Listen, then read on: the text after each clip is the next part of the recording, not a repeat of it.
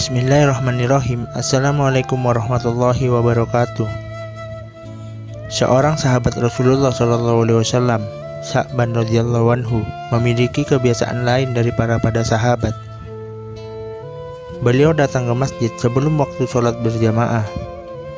Beliau selalu mengambil posisi di pojok masjid pada setiap sholat berjamaah dan iktikaf. Alasannya beliau mengambil posisi di pojok masjid karena beliau tidak ingin mengganggu atau menghalangi orang lain yang akan melakukan ibadah di masjid.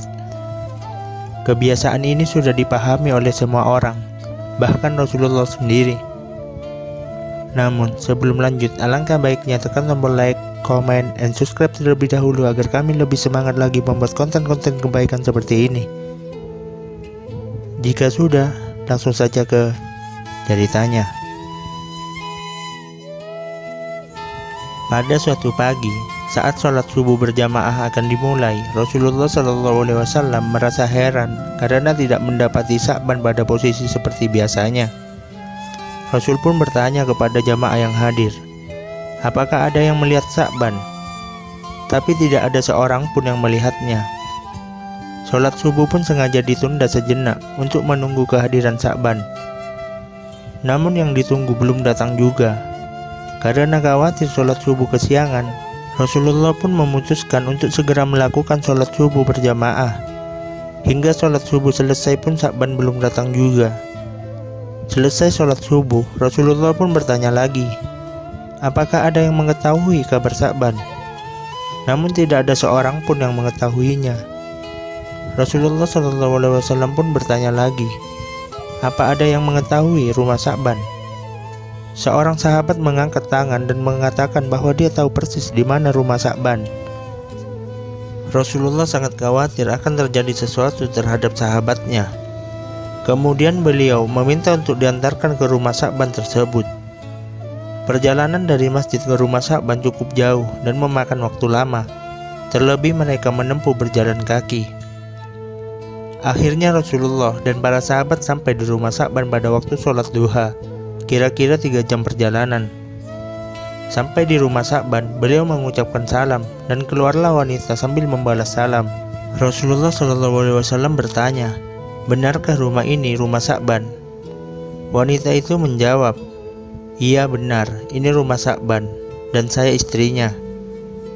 Rasulullah kembali bertanya, bolehkah kami menemui Sa'ban yang tidak hadir sholat subuh di masjid pagi ini?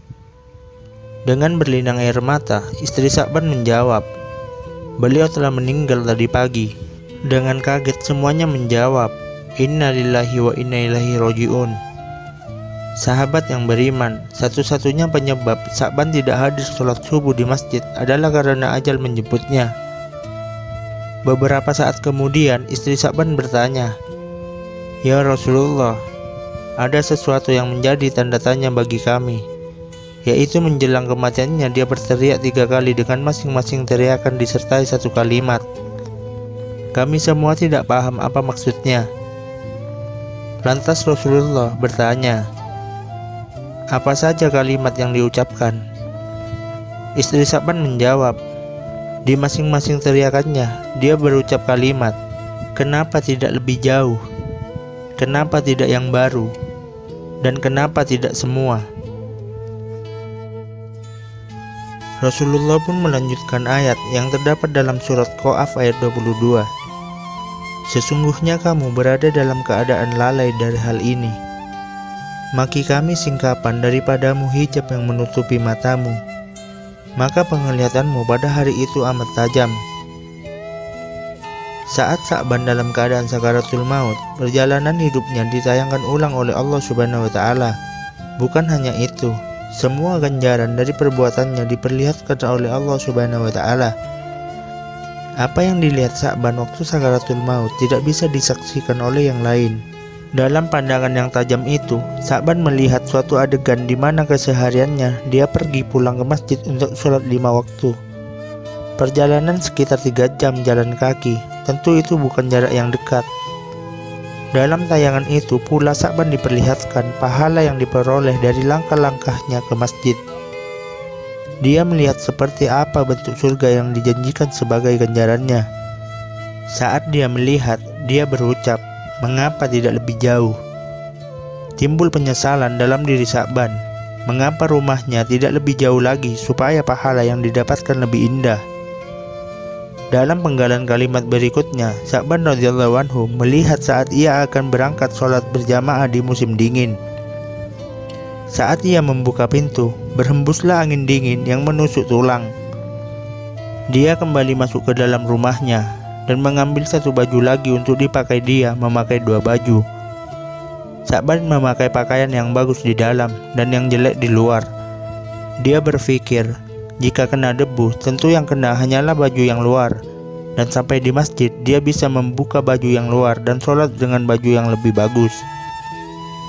Ketika perjalanan menuju masjid, dia menemukan seseorang yang terbaring yang kedinginan dalam kondisi yang mengenaskan.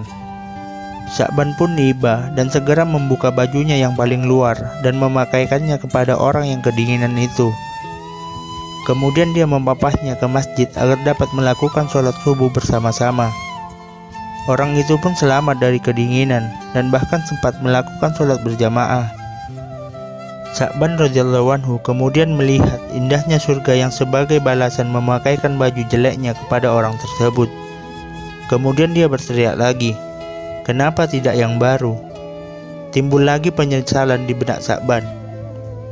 Jika dengan baju butut saja bisa mengantarkannya mendapat pahala besar, sudah tentu dia akan mendapatkan yang lebih besar jika saja dia memberikan pakaian yang baru. Berikutnya Sa'ban radhiyallahu anhu melihat lagi suatu adegan saat dia hendak sarapan dengan roti yang dimakan dengan cara menyelupkan dulu ke dalam segelas susu. Ketika baru saja ingin mulai sarapan, muncullah pengemis di depan pintu yang meminta sedikit roti. Karena sudah 3 hari perutnya tidak diisi makanan. Melihat hal itu, Sa'ban merasa iba. Ia kemudian membagi 2 roti tersebut dengan ukuran sama besar dan membagi 2 susu ke dalam gelas dengan ukuran yang sama. Kemudian mereka memakan bersama-sama. Allah subhanahu wa ta'ala kemudian memperlihatkan Sa'ban radhiyallahu anhu dengan surga yang indah. Ketika melihat itu pun Sa'ban radhiyallahu anhu berteriak lagi, "Kenapa tidak semua?" Sa'ban kembali menyesal. Seandainya dia memberikan semua roti itu kepada pengemis itu, pasti dia akan mendapatkan surga yang lebih indah.